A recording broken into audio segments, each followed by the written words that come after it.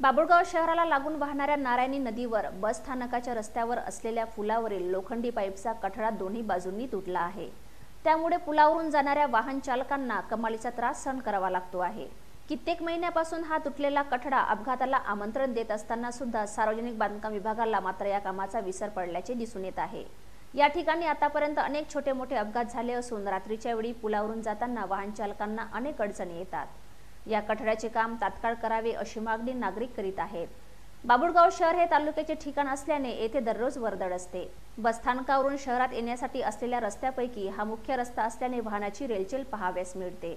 बाभुळगाव कळंब मार्गाचे काम नव्यानेच झाले असून रस्ता रुंद करण्यात आला आहे।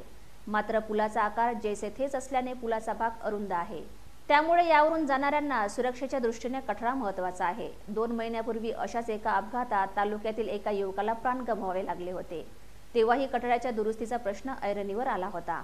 मात्र याकडे सार्वजनिक बांधकाम विभाग साफ दुर्लक्ष करीत असल्याने या विभागाला आणखी काही मोठ्या दुर्घटनेची प्रतीक्षा आहे काय असा प्रश्न जनता विचारत आहे।